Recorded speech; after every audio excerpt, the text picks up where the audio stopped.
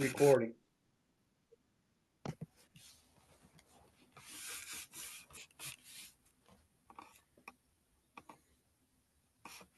All right, you're on. All right, welcome to week 3 of the high school season. We have a number of great things to chat about tonight. So let's get going. Al, if you could take me to the next slide. All right, week 2. So we used to list all the games here and the scores and go through each game, and it was very time consuming. So we're just going to try to make it much easier now in the fact, are there any plays from any game this week, whether high school, AFL, minor, that we need to talk about? Does anybody have any plays that we need to talk about? I have one from the Simon St. Stephen game. Okay. We had a penalty called for a player grabbing onto the back of his teammate's jersey and using that, holding onto that to basically armbar and stop players from going through, similar to a push block. Or holding hands. Or holding hands, yes. That's what I meant. Yeah. Leo caught it and we called it, and I think we applied it correctly, but it's something that I'd never seen before. Yeah, I haven't seen that before. So how are they doing this, Pat? So coach said that they weren't taught that way and they never done it before, but basically St. Stephen runs that wing T. Yes. So their slot back was grabbing the back, the shoulder pad basically of the tackle or the tight end. Oh. And basically Forming a wall. Yeah. Okay. So that's something to keep an eye out for. We explained it to them, and I explained it to Neil, and he says, well, we never taught them to do that, but he should know and just be aware of it happening again. What did you apply it as, Pat? It was a 10-yard illegal block, basically. Yeah, okay. All right, anybody else? Any plays that we need to discuss? Andrew, you had a 3 foul option on a play up in Leo Hayes, probably worthwhile. Yeah, Everybody. it happened in the second half, and at that point in time, we were straight time in a non-inspiring game, to say the least. It was just a sloppy game. I was in a bit of a rush, but my umpire said they can decline that and take the ball up here. So what happens is there was a offside on the defense at the line of scrimmage. And then we had an illegal block after yards were gained, and also a tourist hit by the defense as well. And so Mr. Fowler reminded me we need to decline that offside so that the offense gets their gain and then balance things down there. And so it's just an awareness that sometimes stuff that happens at the line of scrimmage for against the defense, if the offense makes a good gain, they don't want that because it takes them back there to apply it. So word for the unwise. There you go. Anything else from week 2 that needs to be discussed?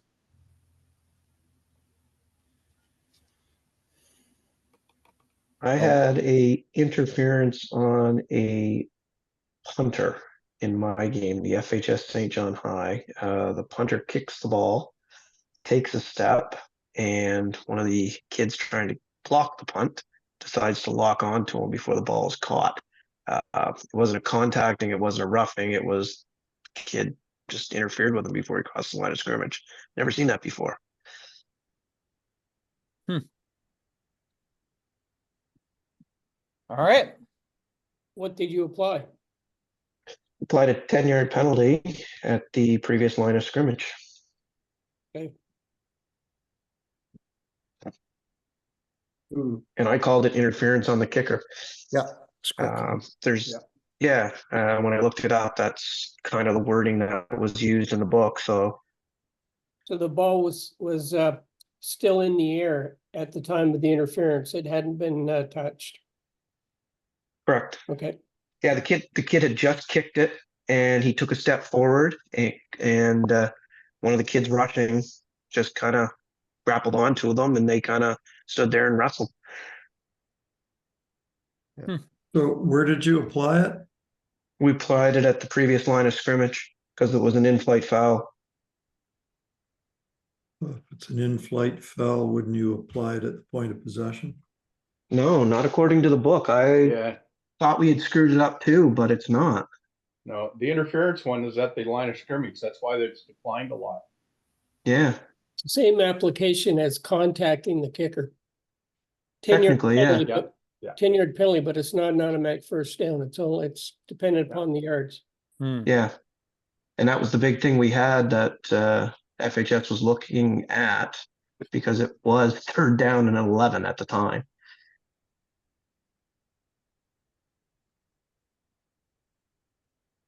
All right. I'm just looking at page 32.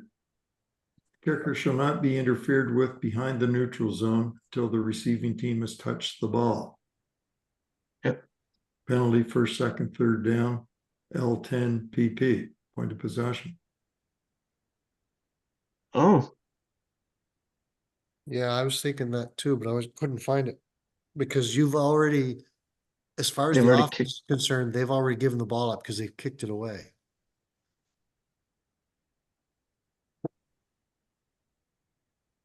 Yeah, just check out 32, 5-1B.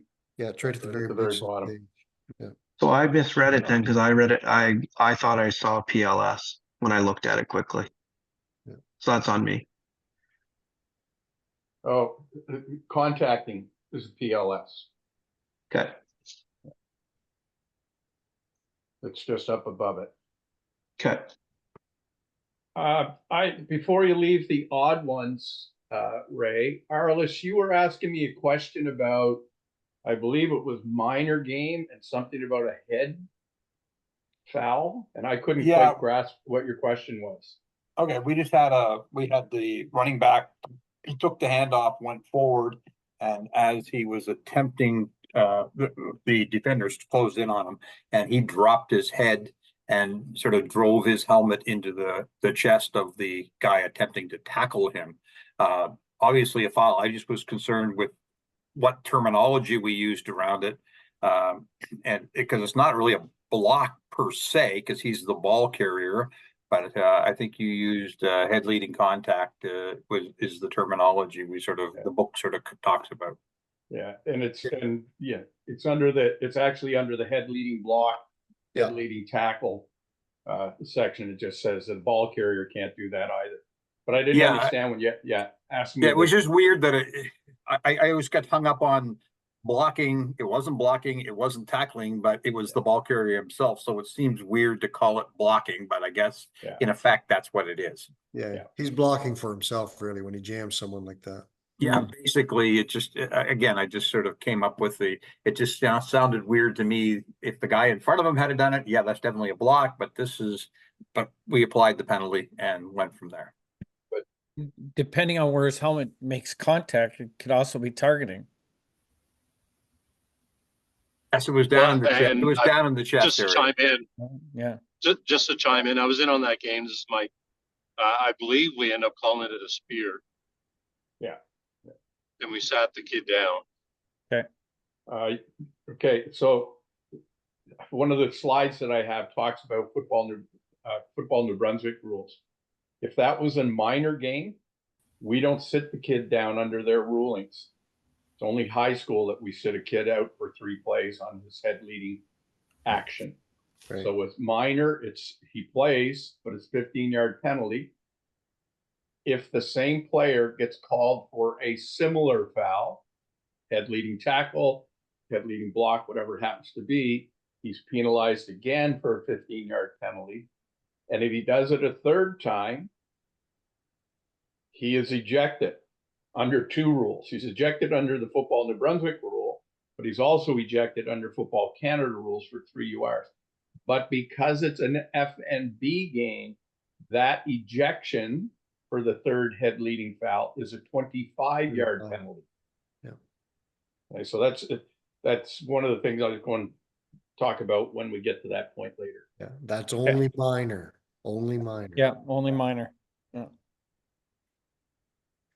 All right. Well, just a quick reminder before we move on that this Thursday night, 7 p.m., Harrison Tremble, we have the Jim Fowler game.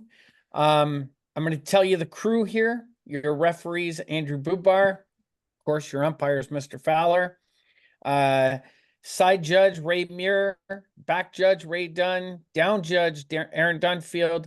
Line judge, Jackie Fawcett. Field judge, Al Gates. Supervisor is Anderson and Pickerel.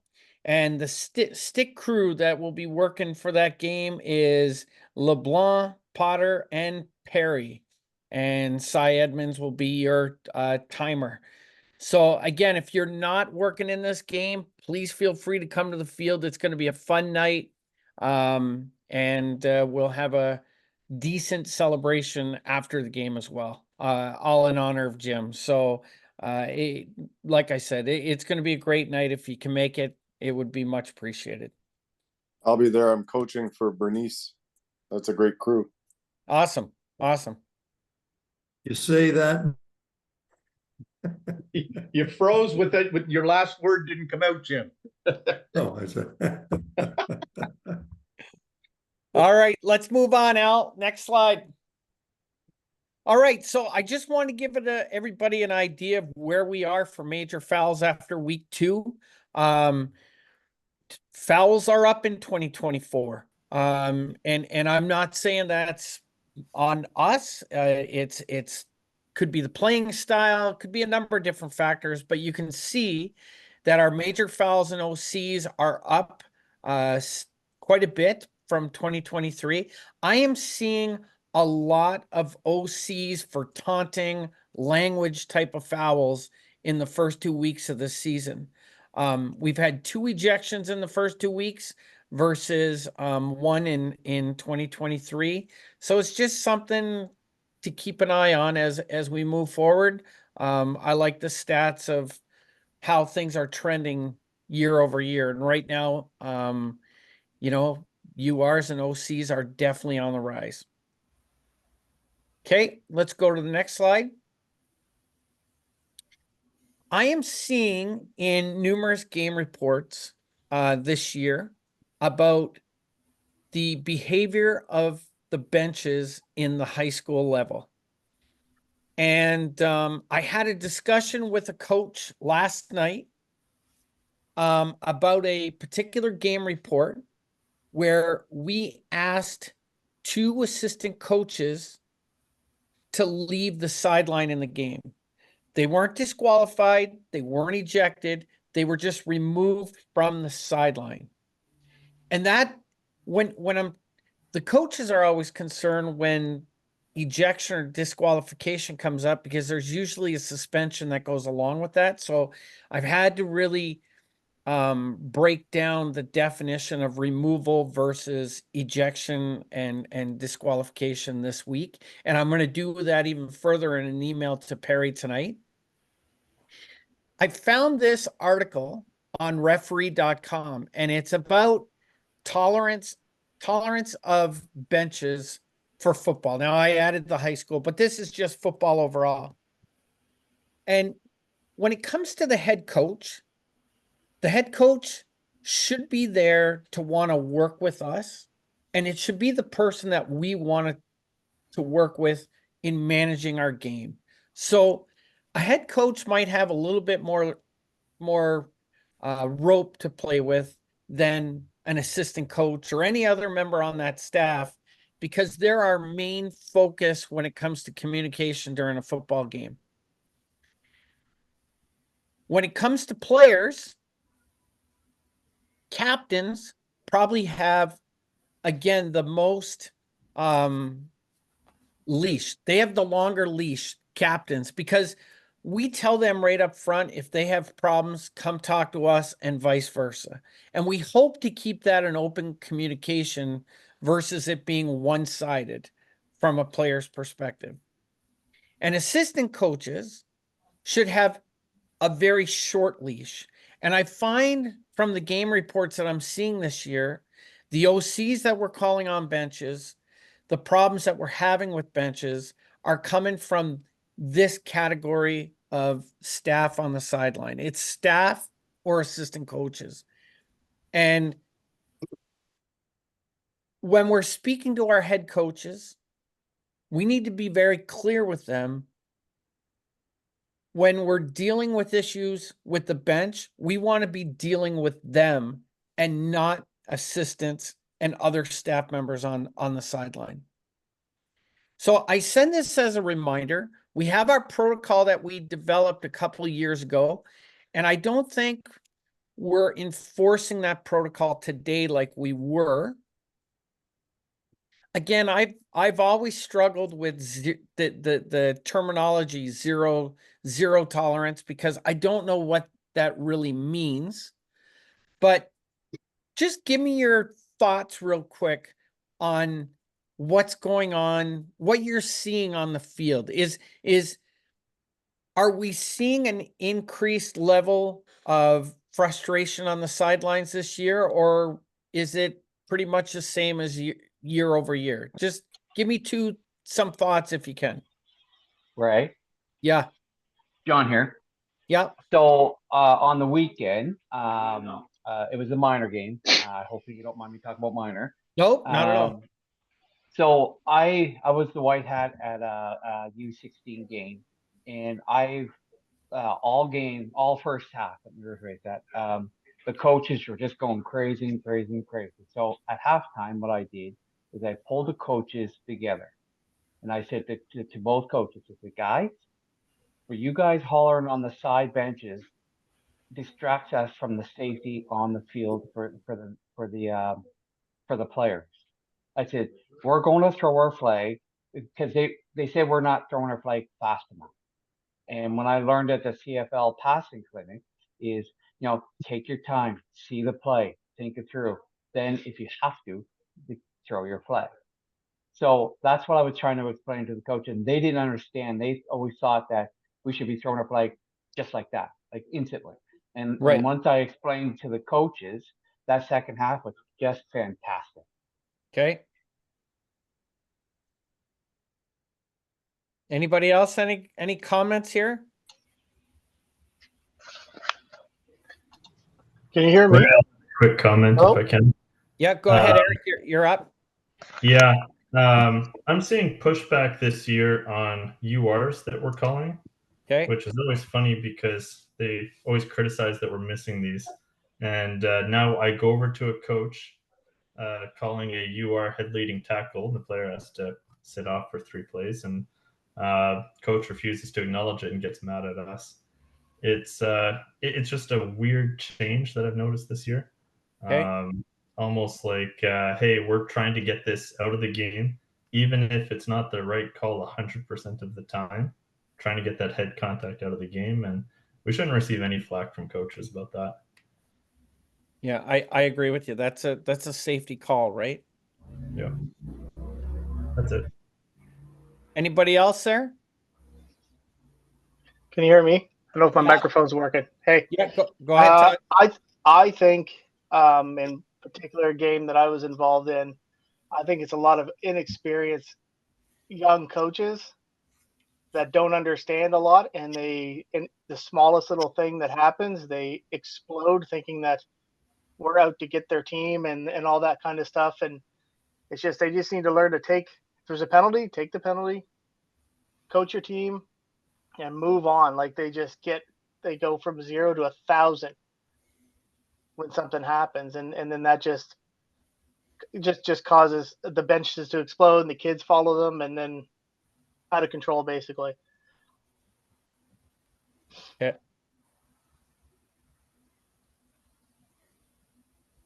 Well, this is kind of the guideline. This is just this is a guideline, something to keep in mind when we're working a game. Okay. I will send a note out to Perry this week about behavior on the benches. But Copy, sorry, Rick. Copy ahead. FNB also. Ask them to FNB. share it. Okay. Because as Todd refers to, I don't think there's a lot of young coaches at the high school. I haven't seen many teams, so that might be a wrong statement. But we have a lot of young coaches doing age group stuff. Okay. Good point. I'll make sure Josh gets a copy as well. Yeah. And again, let's try to work with the head coaches as much as possible. I mean, I don't want us to set a trend where we're starting to eject coaches for arguing with us on the sideline, but there has to be a level of respect between the coach as well as us. And hopefully through communication, we can get a lot of this stuff resolved to lower the intensity on that sideline. But the head coach is definitely the person that we want to have a strong relationship with from the field. All right. Ray, Yes. Ray, I'm just quickly going to echo really what Todd was saying, but I was just going to mention a minor game on Sunday. So, because this happened with Logan, he had several younger coaches that we haven't seen around, not necessarily younger, but coaches that aren't as experienced, and he was working the sideline in a minor game, and he had several that were chirping, and the head coach was very quick on top of them and shut it down, and came to Logan after the game and at halftime, I think it was, and said, that won't happen again. My voice is the only voice you're going to hear from that bench. So and this guy's been around a long time. So it was Neil Grant, but okay. So he was quick to shut it down. And it was the same thing. I was on their sideline for the high school game in St. Stephen a couple of weeks ago, and it was the same thing. So the experienced coaches that have been around are shutting that stuff down, or at least what I've seen. All right. That's great news. That's great news. All right. I won't harp on this anymore, but just keep those things in mind when you're working a game, and hopefully after an email to FMB and to Perry, things will be a little bit smoother on the sidelines going forward. All right. Next slide, Al. Inadvertent whistles. We've had a couple recently, and some better than others. Some better than others. But what I can tell you, it doesn't matter your level of experience. When you least expect it's going to happen, it can happen. So the biggest thing is, what happens when you have an inadvertent whistle? So I have 4 examples. I just want to run through those 4 examples. Okay. Because I've learned a lot here in the last couple of weeks about some things you have to keep in mind with when this does take place. So example 1, running back breaks through the line of scrimmage for a 9-yard gain and fumbles the ball, which is recovered by the defense. The whistle takes place during the play as the official thought he was down when the ball came loose. What options do we have, and what team gets to choose the option? Who wants to go first? The offense gets to choose. They can either take the result of the play at the whistle, or they can replay the play. Okay. Does everybody understand what Andrew just said there?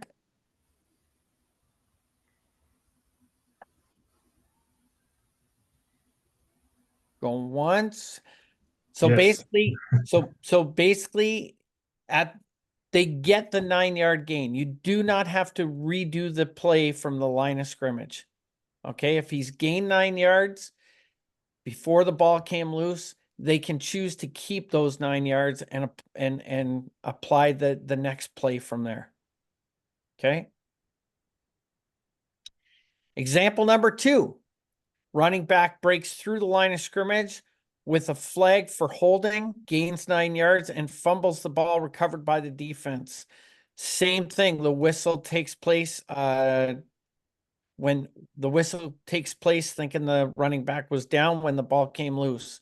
What options are available now with holding on the offense? Well, the flag would precede that, so it would go back. They'd go to the defense if they want to apply the flag. So back to the line of scrimmage, back 10. Or They could decline, and then the option will go to the offense to either go back to the line of scrimmage, replay the play, or take the 9 yards.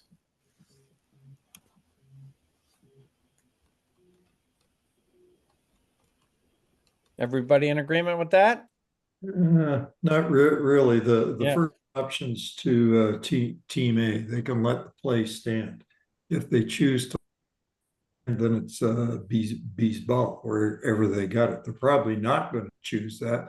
They're probably going to choose to redo. Their option is not necessarily to redo the play, is it? I see what this is all about. Did the whistle? Who had the ball when the whistle went? The offense. If the offense had the ball when the whistle went, then there's no way the defense can get the ball. It has to go back to the offense. They have the option of letting the play stand where the ball was when the whistle went, and obviously the defense has the option of applying the penalty on that play. It would just be like a 9-yard run that went dead at the end of 9 yards, and then there was a holding call on it, which would be back to the line of scrimmage, back 10. Yeah. Or they could say, I guess that would be letting the play stand. Yeah, I guess that's the one option I see. Yeah, regardless, Team B is going to take the holding call. Yeah. Well, the wrinkle here Yes, would be, I think, the wrinkle here would be is if the offense, who has the option on the inadvertent whistle, if they elect that they are going to redo this play, the hold did not happen because that play is wiped out. Yeah, but I think No, apply any fouls I that don't think occurred so, Andrew. on the play. Well, if it was a UR, you'd apply it. I don't think you'd apply a hold on a play that does not happen. Well, the play happened, but the option on the offense either is to take the ball where it was held at the time of the whistle, Right. or replay the down, but that's not going to negate the Well, if you replay the down, Bill, if you replay the down, it's like that down didn't take place. I don't think you would apply the hold if the offense says, we want to replay the down. Because in essence, that play has not happened. So on page 8, let's see, page 8, Rule 1, Section 8, Article 1, Number 5, it says any fouls which occur during a play, if accepted, will be administered as they would in a regular play situation on which no whistle had been blown. Yeah, so the is to A, let the play stand. Okay. They're not going to do that.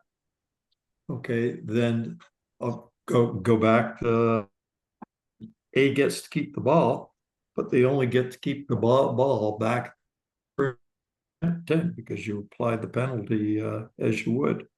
Okay, yeah, I was wrong. Yeah.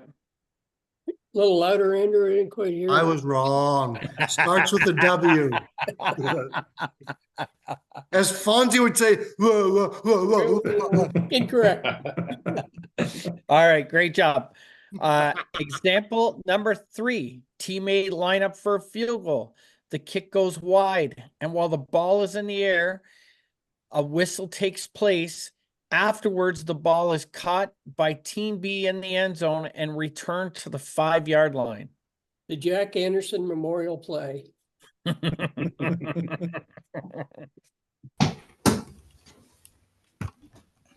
What are we doing on this play? And the guys that were in that meeting with me last Thursday should be talking about this because you know the answer. Take it out to 20. The option is to the options to Team B and they can let team A re-kick, or they take the single, or they give up a single and take the ball on the 20. We were so close. You were so close. Which Don't forget that the returner got out to the 5-yard line. Doesn't matter. but the Doesn't whistle matter, went yeah. before he caught the ball, so It'd be a the single into 35. 35. 35. Yeah. Yeah. Okay. Everything was right there, Fraser, except for where you won't put the ball. Yeah. Well, I'll have a great umpire to tell me where to put the ball. There you go. All right, last one, example 4. So with 4 seconds left in the 4th quarter, it's 3rd down and 3 on team B 19-yard line. Team A quarterback throws a pass through the hands of his receiver. A whistle is blown, and the result of the play is an interception by team B at the team B 3-yard line. What are the options on the what are our options here? When did the whistle go? Yeah. It happened as the ball's going through the receiver's hands. The Sweet. whistle goes as Okay. if it's an incomplete pass. Okay. This happened in a high school game years ago. In a high school final years ago. I can think of a university game, something very similar happened. Yes, that's right too, Jim. If defense never established possession before the whistle went, they can't get the ball. So it goes back to the offense to repeat the play. Yeah, replay the down. Yeah. And if time's expired, you may have an extra play too, right? Exactly. Yeah, that's the big thing. You got an extra play. Yeah. All right, so there's some examples of inadvertent whistles. Hopefully, Ray, you're missing the key point here.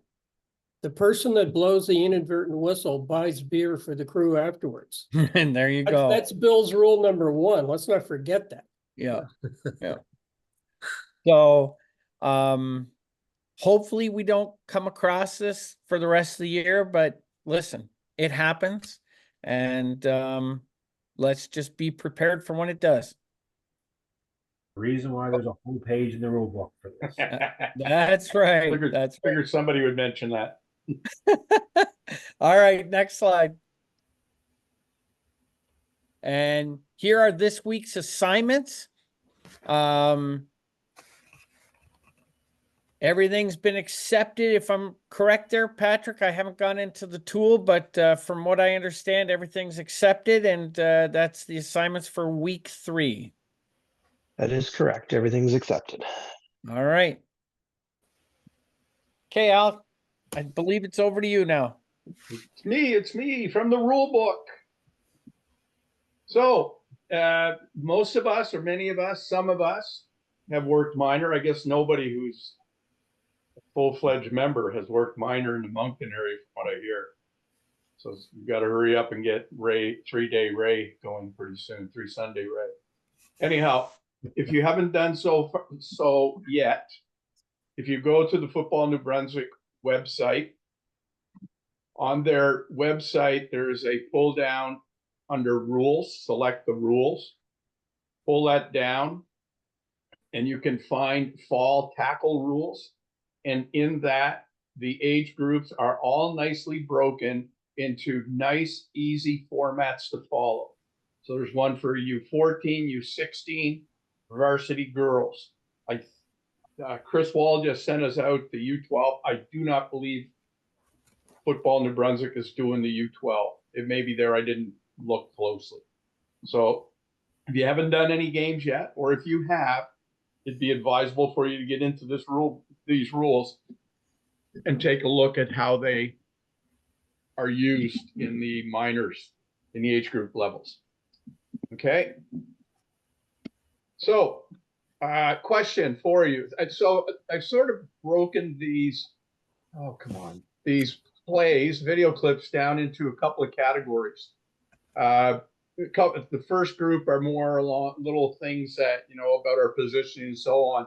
And then there's a center section that is predominantly major fouls. Ones we get, ones we haven't gotten, so on. So the question on this one is it a pass or is it a fumble? Let that do that.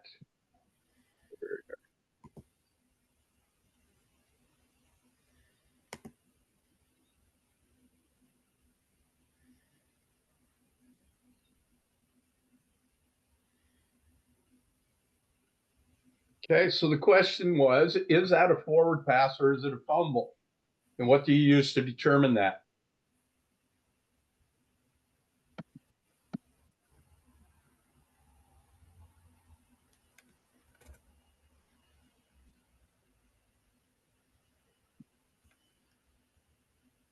Okay, see where the quarterback is?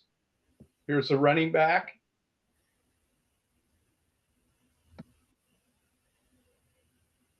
Which direction does the ball go?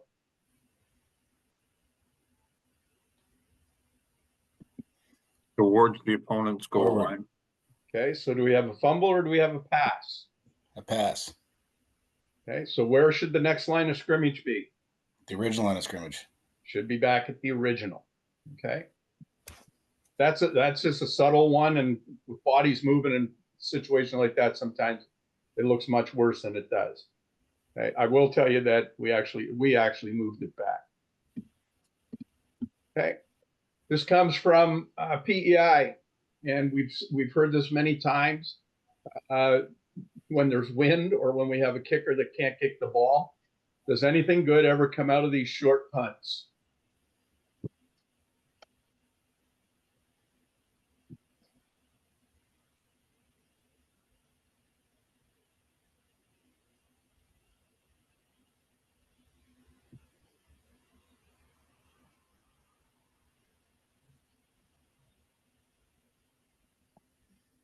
Any thoughts? Should that play have been whistled dead or allowed to play?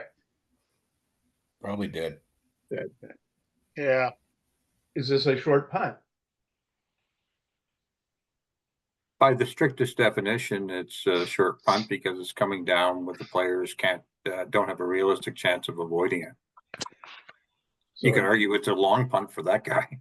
Yeah. So in other words, actually what it is, it's a punt that's gone downfield, but players do not have the opportunity to give yards on the play. So in this situation, the covering official should have killed it. In this case, it would have been, I believe it's a deep side guy who actually throws the flag on it.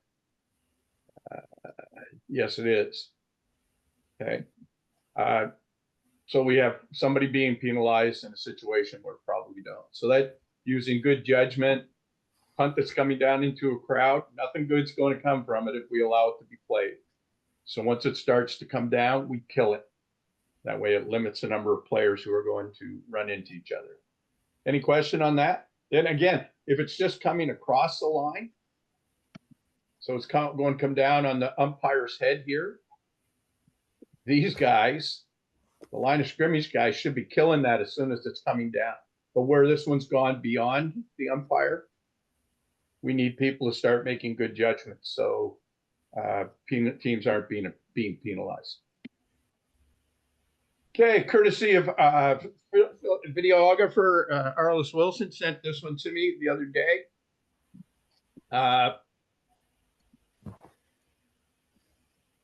Sorry, there's volume.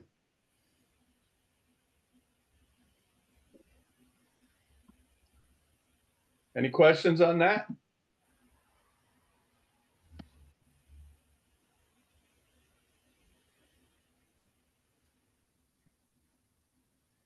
Was an obvious planned onside kick, and the crew got up. It was a four-man crew or four-person crew, and they were prepared for it and were there watching right on the line. I thought it was an excellent executed kick by Simons, but I thought the officials did an excellent job of watching the line and maintaining it. Hey, can I comment? Because that's me sitting right there. Yeah. First of all, did we get it right, or did they touch it short? This video doesn't really show us. I think it went first. 10. It did go 10. You yeah. So you guys got it right. Okay, so I knew it was coming, and so I was zeroed in on it, watching it, and so that's me right there. I called it. I felt it was right, and then the second we did it, I had St. Stephen fans behind me chirping that Simons touched it 7 yards early, and so then I was doubting myself the rest of the day. But at the moment, I was certain that it had gone 10 yards because I was watching for it and felt it was coming. No, I liked it because I thought it was the team was prepared for it, and you guys were right on that line watching it, and you can just see both sideline guys got their head right in there. Look at I look like a ninja. I'm just creeping in there. How did you know it was going to happen? Because Simons had scored, and they were down by a couple, and they needed to score. The time was running short, so it was pretty likely there was going to be an onside kick before. So was it a guess, or did the head coach tell you guys pre-game that it was in their package? It was a guess. It was a guess? Okay. Good guess. I had a hunch, yeah. So as that ball's coming down the field, bouncing through the center section here, what do we need to know about what these guys can do and what they can't do? What can these guys do? Cover the ball. They can, say that again, sorry? Recover the ball. They can recover the ball. What can these guys do? Recover the ball. And block. And block. Block. Yeah. Okay. These guys can't. So now again, this is from everything we can see with this video, everything was done well. If this kid right here turns and goes to hit him, that is illegal. Now he didn't, but it's just something to keep in mind. Like Eric says, you need to be wary of these things coming. Anyhow, thank you, Arlis. Can I ask you a question on that, Al? Yeah. The fourth person, which was deep, are they lined up in the middle of the field or still on the side? Because I don't know. I know what they did, but I just want to know what's the proper mechanics. Is it in the middle of the field or on the side? You go to the middle. Middle. Oh, okay. Perfect. Thank you. Okay, so just watch this guy, what he does. Is it a foul or bad timing or just terrible skill? Did he make contact?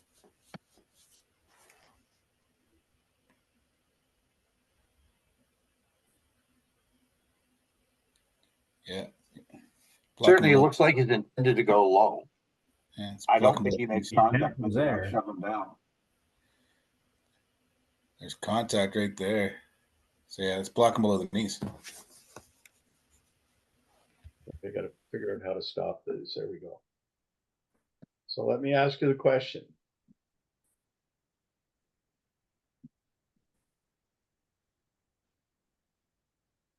Foul? No foul.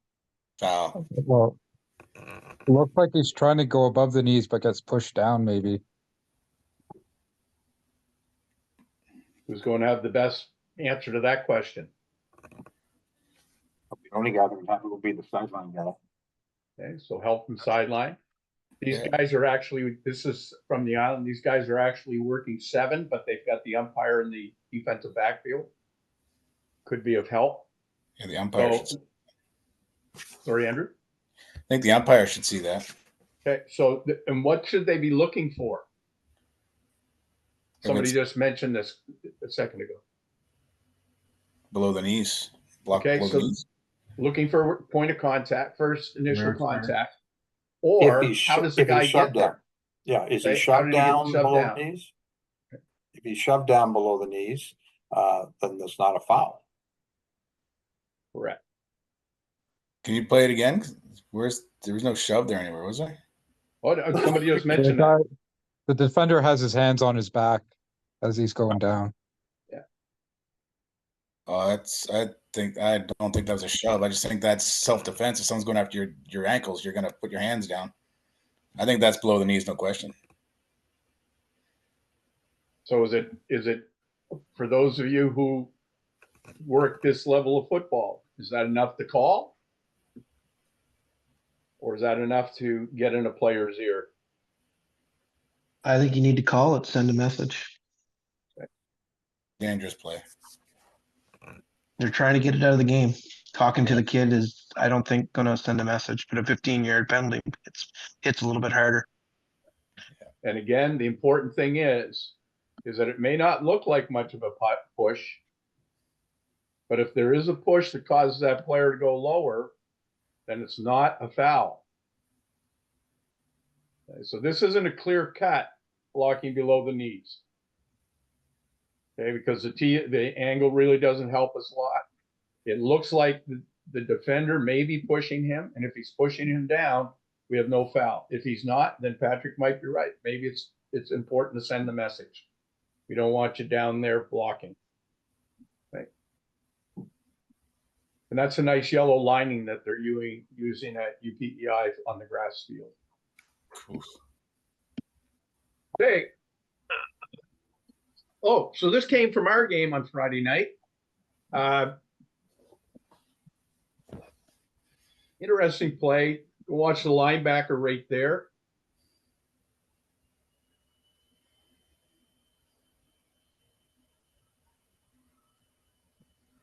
So what do we have, gentlemen, ladies? Potential for targeting because he certainly leaves his feet and launches head first. I can't see if he makes initial contact on the helmet or not, though, the shoulder area. Just Torst it? Pass interference, at least. Not fit there. Okay. So he launches, there's no question. But there's no head contact on this. The contact, and it doesn't show very good from this angle because of the height. The contact is actually in the center of the receiver's back. So on the field, we talked about a UR and the PI. We went with the PI, and then when we got in the room afterwards, we determined that it should have been a UR in our write-up. Should we have had both? Well, if you're going to call a UR there has to be pass interference as well. Correct. Okay. The UR would be the add-on type of effect. It's obvious pass interference. But even with pass interference, if it's an egregious type of action, it can be upgraded and doubled up with a UR. At the same time, I don't think it was catchable. How do you know? It likely would have been if he could have kept going. That ball's well behind him when he's horizontal there now. Yeah. Yeah, but the guy that catches it is 10 yards behind him. That's this guy right here. Right. But if that kid was still running. That LJR guy was going full steam too. Yeah. That you can't rule that uncatchable. Yeah. Just look at 13 goes 10 yards by when he gets hit. The guy closest to us goes 10 yards downfield after he gets hit. Yeah, I don't think you could rule that uncatchable at all. No. We originally thought PI, and that's what we had called. But then after thinking about it, the aggression was really violent. So we thought we'd be better off with the UR. And then we never thought to do, and then we talked after, should it be both? Yeah. Yeah, because isn't that a hit on a defenseless receiver? Did he see it coming? But keep in mind, Patrick, that foul only applies if the head is involved by one player or the other. Yeah. Yeah. So But it's still, I think you could call blocking from the rear in addition to the pass interference. Yeah. And that's what we actually talked about, Bill, in the dressing room, was that we worded as it was blocking from the rear, and that was what the foul was. But what we should have done, as we just alluded to, is we should have called both against the defender. Yeah, just something to keep in mind.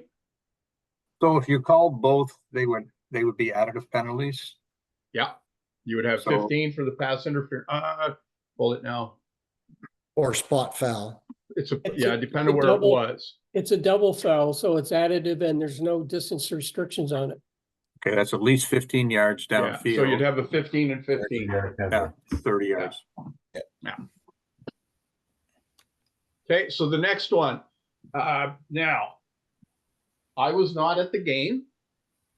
I received, and I want to say this now, and Ray will probably shudder. I received questions from coaches over the last week. And what I have told coaches is any questions, concerns, or video that they want us to look at, and for some reason, this area, they come to me, that they have to be sent to our president, high school level.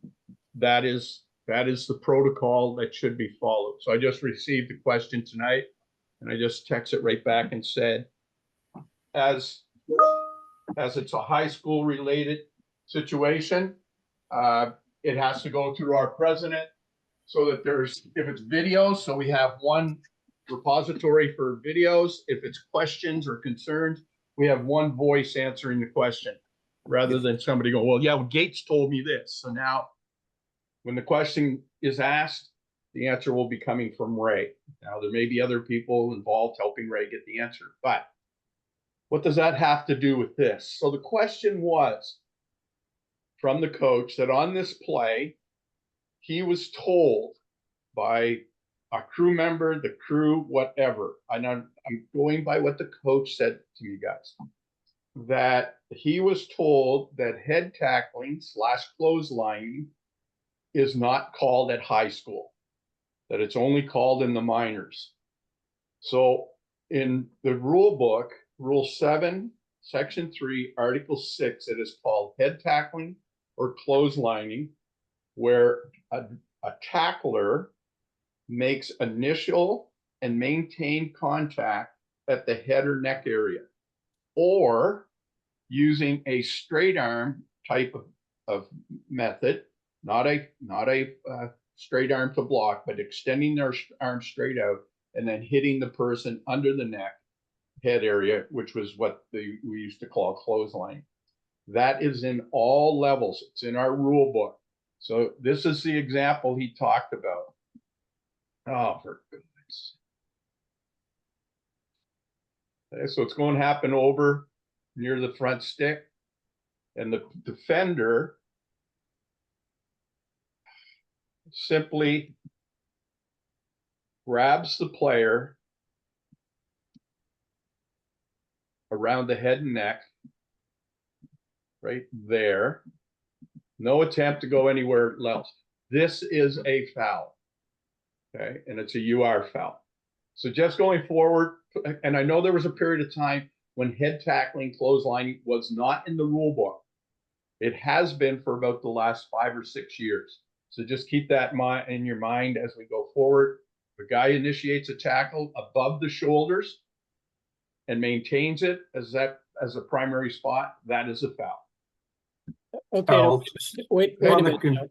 Just a minute, you got to be careful with this, because the high tackle rule that applies in minor football is just about exactly the wording that you said. A tackle that is initiated at or above the shoulder pads is a high tackle in minor football. In high school and above, you're looking at a head tackle or face mask, whichever, or clothesline, whichever the case might be. But it is not a high tackle. And I don't think there's anything in the rule book that refers to a tackle initiated above the shoulder pads for high school or and above. It's definitely a foul, and you could call it, by just looking at the video, it looks like it could have been called a clothesline or even a head tackle, but you can't call it a high tackle. I can read what you're talking about, Yeah, Alex. no, yeah, it's right here. It shall be illegal to tackle around the head in the open field or straight arm tackle to the head, commonly referred to as clothesline. Correct. Okay. So yeah, the terminology of high tackle, I don't have the football New Brunswick one right out in front of me right now. Well, I can tell you because I wrote the rule, and it's just as you just about said, a tackle initiated at or above the shoulder pads. The only thing in minor where it applies is you've got kids of different size, particularly in Bantam, And the key word in the minor rule is initiates, but it's not in the rule book for a head tackle or a clothesline. But also, if I understand correctly, the FMB rule applies all over the field. The rule book is open field stuff. Yes. There is a differentiation there. FMB is anywhere is like in the line or anything like that. Let me try and simplify this. I agree full-heartedly with both of you, and that's why I'm going to say this. If you have a player at any level that we officiate who is initiating a tackle above the shoulder pads, that strongly consider calling a UR. If it's at high school AFL, it's got to be in the open field as opposed to the guy running up the gut. Okay, age groups, you have to be more selective about where that happens. You have to include other areas, like possibly even up the center, for a ball carrier being tackled above the shoulder pads when they rush up the center by a taller player. But I guess the point I'm trying to get at, whether we call it a head tackle, high tackle, whatever, is if you're up above the shoulder pads and you're the covering official, start considering it being a UR. Is that, Bill and Andrew, would that be a fair statement? Yeah, I totally agree. You got to call it, but I mean, if you got to pick your poison of, call it a clothesline. If player comes in and grabs around the neck, call it a clothesline. And if he's up around the head and the helmet area, call it a head tackle. Yeah. Can I, Al, do you mind if I just offer a quick comment? Go right ahead.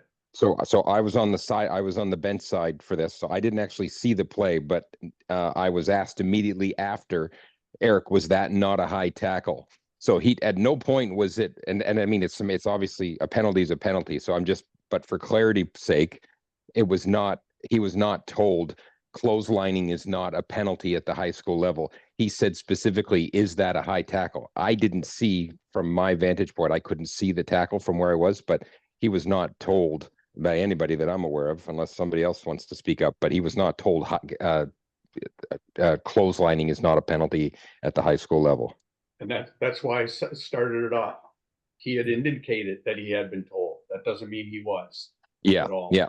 I just wanted to offer that because I heard it, and his specific question was, Eric, is that not a high tackle? I said, I did not see that, coach, but, and then there was other conversations had, but no word, the word clothesline was not used. Yeah. Yeah.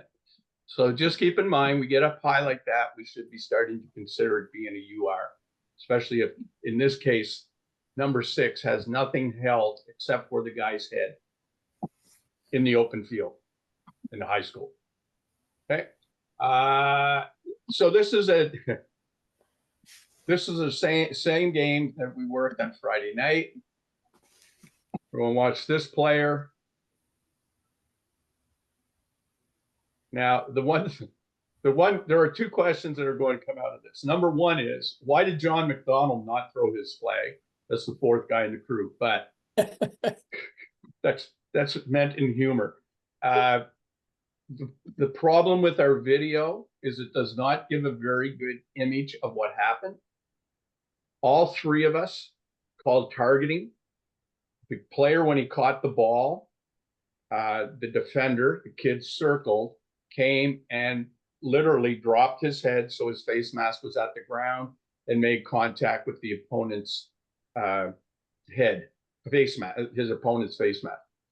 So again, we have another situation here. We have a hit that's called a target.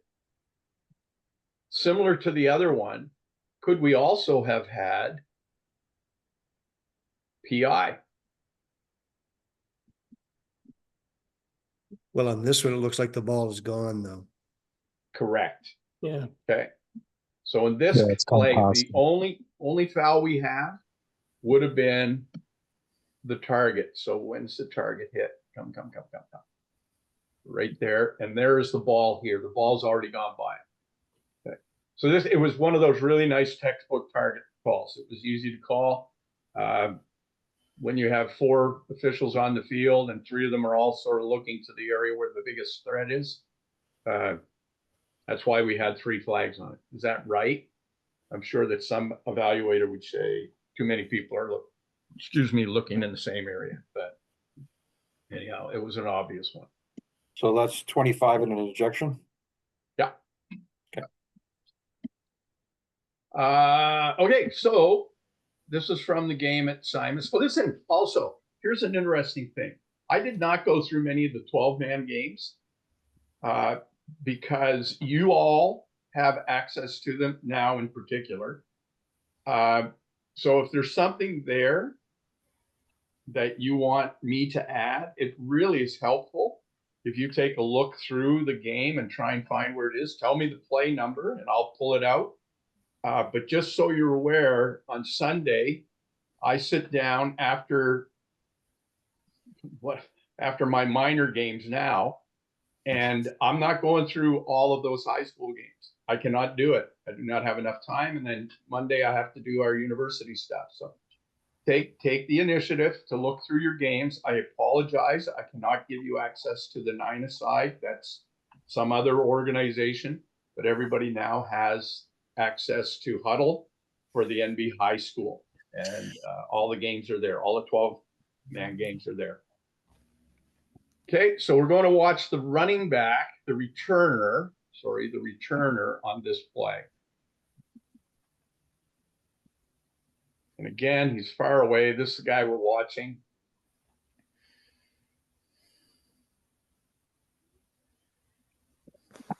So I took and played with this a bit, and I don't have the play one here. So this is the player we're watching. As he comes forward, if you have a bigger screen, it's going to be easier to see. But as he comes forward, come on. This is the first person he engages. He drops his head. He leads with his helmet. He loses his balance.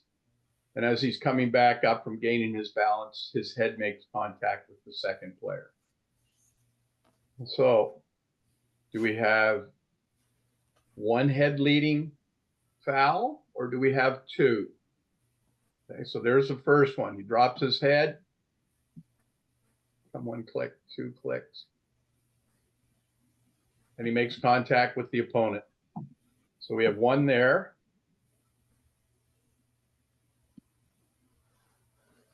He stumbles, sort of regains. And as he's coming up, he then gets the second guy. So your thoughts, do we have one UR head leading, or do we have two UR head leading, or do we have none?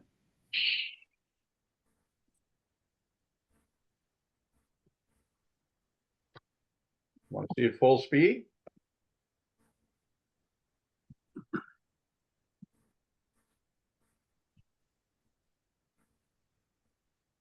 So when the ball carrier directs his helmet at someone else's chest that's trying to tackle him, that's a foul. That's a head leading block. Yeah.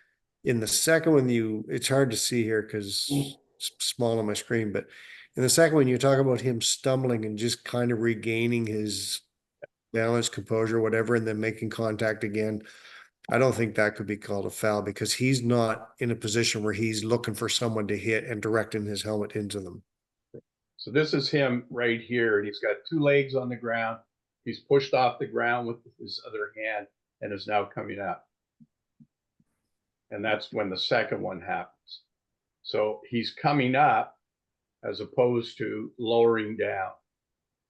So this one, alluding to what Andrew said, as a covering official, we have to make an evaluation based on the action that we've just seen.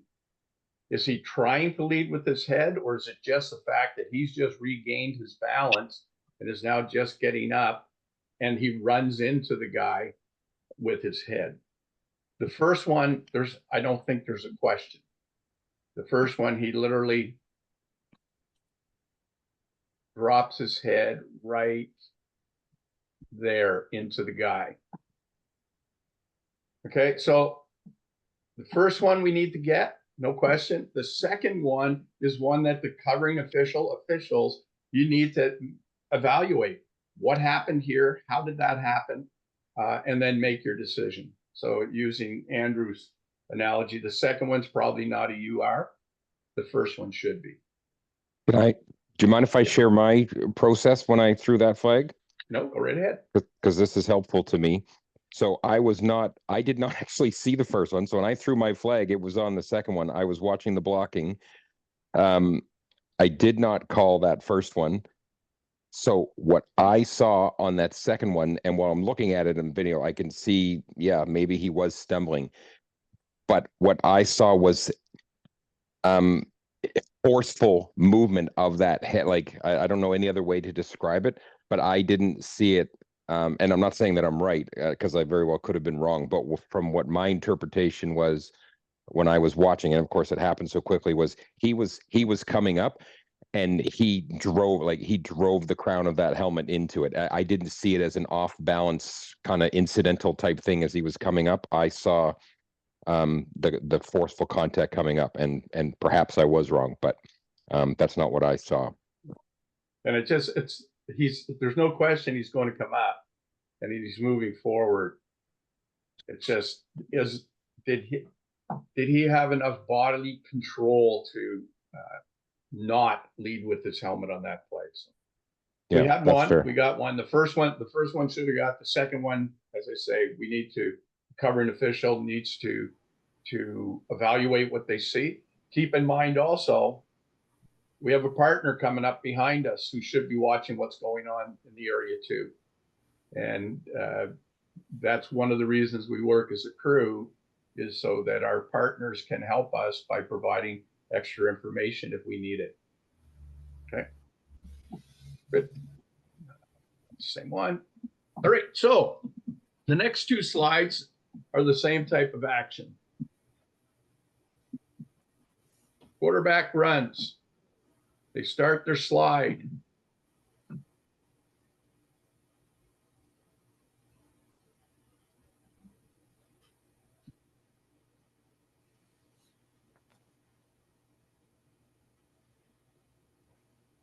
Does he start his slide promptly, giving the defender time to make an adjustment? Yes. What does the defender do? Drops his And I know shoulder. 33 steps in front of him, but watch his motion. Where's 33 going? Sorry, where is Going to spear. Yeah, the tackler is going after the quarterback. Okay, is this a foul? Yes. Yes. All right, antennae should go up when we see a quarterback starting to slide and defenders moving towards the quarterback. And we should be focusing on the action toward the quarterback. Okay, so again, we have the umpire here, that there's 7, they have the umpire on this side. We have a line of scrimmage guy over here. We have a line of scrimmage guy over here where my cursor is. And we have the referee who should be slowly moving up with coverage on the quarterback. Okay. Is this a foul? Yes. What type of foul is it? Targeting. Looks like he made contact with the head. I think you might be right on that. So it's hard to tell because of where the guy is, where the hit actually hits. But again, with your antennae up and him dropping his head and his face looking at the ground, we might want to start thinking about the possibility of a target foul. Okay.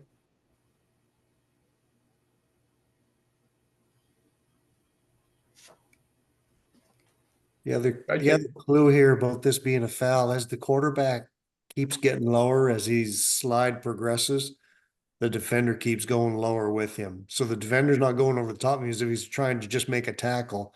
Yeah. He keeps going at the quarterback. And I don't know if there was a foul called. I think Robert's gone now. I don't know if there was a foul called in this play or not, but it's one that this young man, whoever it was, which one of these two it was, should probably be having a seat now. If he did make contact with his head, but he sure should have a penalty. Okay.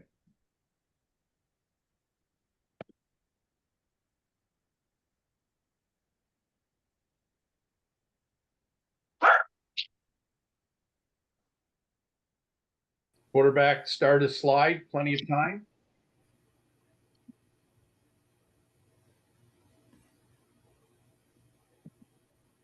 Let the defender have enough time to let up.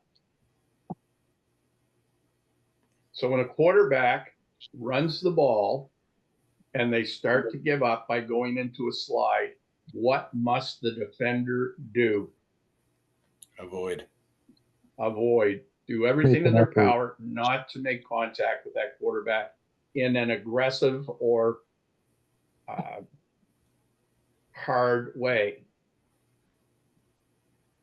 Okay, so those are just two that popped up. One in the AFL. This is from our high school on the weekend. Okay. So we're going to watch right behind. God's sakes.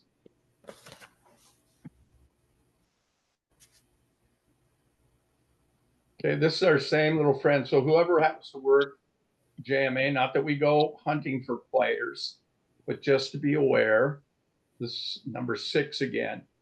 Ball's going to come across right behind the offensive line. Ball carrier gets tied up. This player coming in now.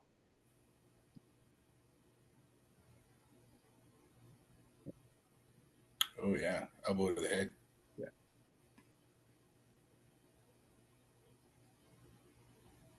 So it's just, like I said in the top, this is why we need to have a wide view as the play's coming. Okay, we should have 2 sets of eyes on this for sure. Maybe a third set from our, this is a 4-man crew, right, Eric? Eric LeBlanc. Yeah, this game was 4-man crew. 4-man, right? Yeah. So you have three individuals that could be watching what's happening.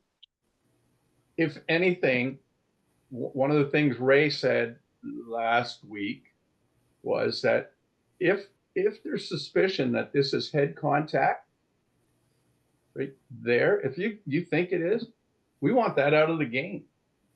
Okay? So it's one of those things that, again, communicate with the partner. There's nothing wrong with throwing a flag if you think it is, and then communicate with your teammates and then make a decision. Okay, so we've got 2 sideline guys who are both coming in hard on it. We have a field umpire back there. We just need to have wide view so that we can pick up these these, hopefully they're unfortunate hits. Al, I got a question, not talking about head contact, but just for the 9-man league in general. Yeah. We're playing 9-a-side. Are we spotting the ball off the uprights, or are we using regulation hash marks? Because it looks like on this play specifically. Yeah. Or Well, wide. see, you have, well, no, shoot. These hash marks. They've only got their field lined off as 50-yard wide field, but I don't know if their hash marks are correct, Pat. If the hash marks are lined correctly, which means you'd have to measure them off. I think they're 13 in from the sideline. Somebody with better math numbers than me would be where the hash marks is. Otherwise, excuse me, we use the uprights as our points of reference. Okay, just double checking. Thanks. Yeah, I will say this also to anybody who has not worked for member crews in this 9-a-side. If you have a team that can throw the ball, Harborview has a quarterback who can throw the ball. I've only seen Rosse has a good quarterback who can throw the ball. That if you're the moving official, you better bring your running shoes, because the idea of releasing off the line of scrimmage and sort of sliding down to watch the play is not a good mechanic in four-member crew with a team that can throw. You need to release fast and deep and then work back if you need to. Guys who worked with me on Friday night in John's game, I think we had at least a dozen passes of 30 yards plus. Oh, at least. Yeah. So you need to be ready to move. Okay.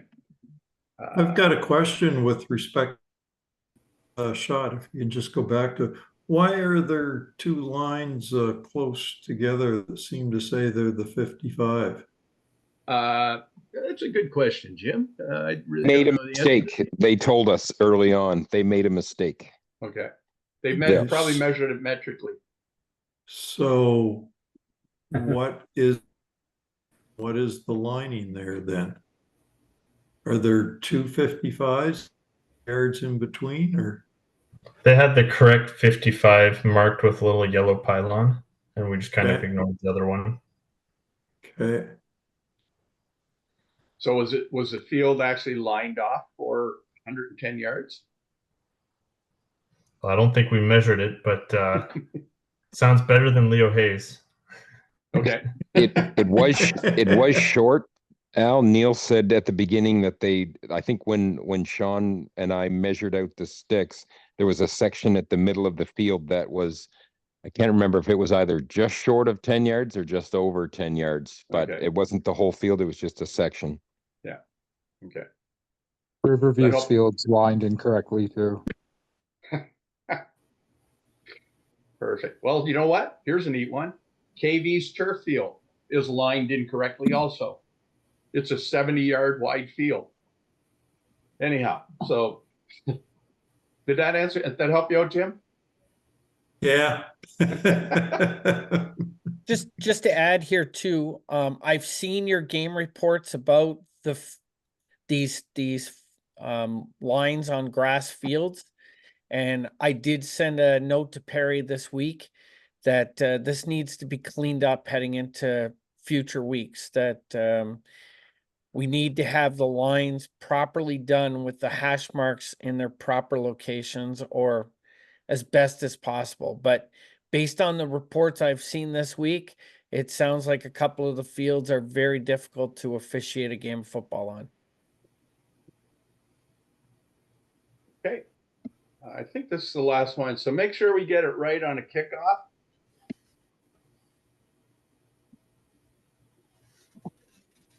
So kickoff rules. Oh, back it up, back it up, back it up. Where'd my thing go?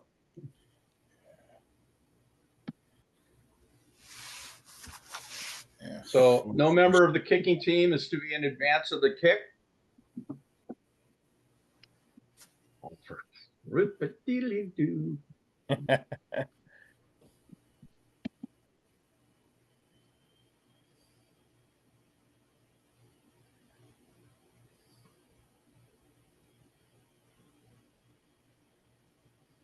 Okay, so nobody's to be in advance of the kick line.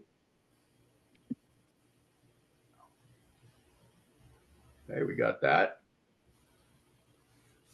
Player right there is going to end up being in front. Okay, secondly, no member of the receiving team may touch the ball before it goes 10 yards. Whoa, whoa, whoa. Wait a minute. Okay, so we got a flag coming out there and a flag out there. That's the reason for the two flags. The receiving team? Back up, Al. You said no member of the receiving team can touch the ball before it goes 10? Isn't that right? No. No. What? No. What do you mean it's not right? Ask What do you Aaron mean it's not Seinfeld. right? The person that we're hoping to get a reaction on is Not here not on the tonight? call tonight. Not on the Aaron call. Seinfeld's not I here? checked knowing that this play was probably coming. So for those, so sorry, Bill, that there was a reason that was worded that way. So in this game between Matthew Martin and who was it? Riverview? No, who'd you have? Ray? Riverview, yeah, Riverview High. Riverview. They had offside on the kicking team. And this player right here, I believe it is, on the receiving team, moves forward and touches the ball in the neutral zone. So the referee comes in, will throw a flag. The umpire comes in and will throw a flag, and then they have to figure out that it's not a dual foul. Anyhow, so the person to rate doesn't seem to be here tonight. So anyhow, it was printed that way for a reason, Bill. Sorry. Yeah. So guys, members of the receiving team can touch the ball before it goes 10 yards. Sorry, guys and gals. Not nice to trick the person that could be evaluating you. Anyhow, that's about it. Have wide eyes this week. Watch for head stuff. Let's work on getting that out of the game. Ray talked about the behavior of coaches and all those things. Let's communicate with them and try and have them behave the way they should, so that we don't have to deal with that foolishness. All of you now have access to the 12-a-side huddle. If you're working a 9-a-side game and something comes up in it, try and figure out roughly when it happened in the game, and I will try and find it. And then we can go that way. So if you find something, if there's something in your 12-a-side game and you find it in the clips, let me know the number. Tell me what you want to talk about. I can put it on the slide and then pull it out. Anyhow, sorry, a little bit longer. All yours, Ray. That's great. Al, thanks again for all those videos. Like Al said, just, let's keep an extra eye for that stuff, especially when that quarterback rolls out and is starting a slide. It's at all levels of play, we see guys coming in to take a shot there on the quarterback. So let's make sure we're protecting any player that's giving himself up on the field of play. Did you get me a stick crew for Saturday yet? I want guys that can do the sticks because I can't do the sticks. I'm no good at them. For Mount A? Yeah. No, I've not sent out the email yet. So if anybody's interested in doing sticks for Mount A this weekend, get in touch with me, please. That's it. Ray, would you just very quickly address the drone policy just so that we apply it consistently? So for high school and high school only, we currently have a drone. We came to an agreement on the use of drones, and that is that the team using a drone can put it up on the sideline over their bench and film a game. That drone cannot be over the opponent's bench, nor can it be out in the field of play. It can be in the end zone that they're defending, as well as over their own bench. That's not what we said last week. Didn't we say last week that any drones had to be on the far sideline at high school? No, that was our drone. That's our drone. If we decide to run our own, okay, sure, it'll be good. on the opposite sideline. Yeah. Okay. And it's important. I mean, drones are going to become widespread for use. So I think we have to take the rule that's written for high school, which I think is reasonable, and also have it written into rules for both minor and for the AFL and eventually MFL. Josh and I are going to have a discussion about it, but at the end of the day, Bill, this is a league. It's up to the league to create a policy on this and let us know what that policy is. And at the end of the day, it's not our job to police whatever policy they come up with. That's a league issue. It is not our issue. So as long as that drone is not over the field of play, if it comes over the field of play, that's when it becomes our issue. So any other time, any other use of the drone, we don't care as long as it's not over the field. It's up to the league. It's up to the league. It's their policy and their procedure, how they're going to handle teams that violate that policy. Okay, so interrupt. Just to give you an example, Bill, the Nova Scotia Buccaneers of the MFL League, they had hired a company to do all of their drone imaging, and the league approved it. And yeah, and the guy that I was talking to on Sunday, he also does St. Malachy's games. He's very good, very knowledgeable, very safe. And as long as all of our officials know that, we do not have any control over the drones as long as they're not over the field of play. That's all we need to know. Yeah. Ray, I have a quick question. Yeah. Sorry, you stated that the drone can be over their own bench or in the end zone they're defending. No, their end zone. End zone at their end. At their end. Okay, that's what I wanted the clarification on. So it's not really the one that they're defending, it's the one that's at their end of the bench. It's at their end of the bench. And it's specifically from the couple coaches I spoke to, their concern was that a drone could be filming signals coming in from the other team. So that's why they don't want the drone over their bench.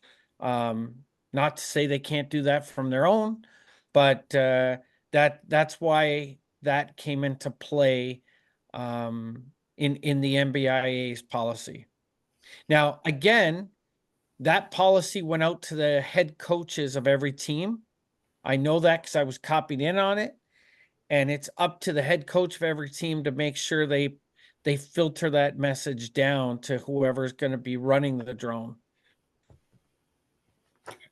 But it's not something that we want to get involved with. We got enough on game day to deal with, let alone what's 50 to 60 meters in the air.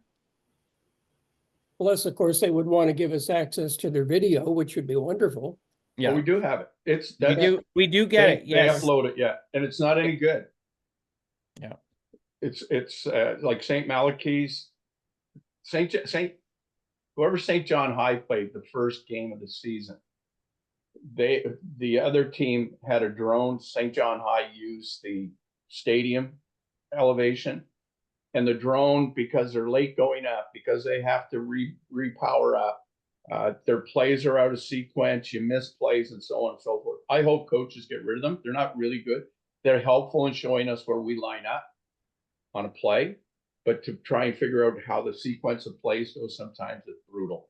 yeah. You wouldn't want to use it for play after play after play throughout a game and track the plays. You wouldn't want to do that. For us, it would be very useful for particular plays, so short yardage, goal line plays, kickoffs, punts. There's a lot of great things we can use it for, but at the end of the day, we'd have to have it up in the air for our own use. And I know Pat Mullins has one. I now have one, but it's just a matter of finding someone that can pilot the drone because we're on the field every weekend.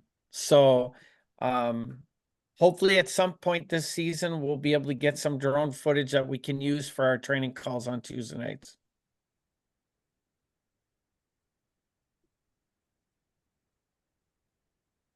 Okay. That's it. All right, guys. Thanks, I'll Al. stop Thanks, Ray. recording.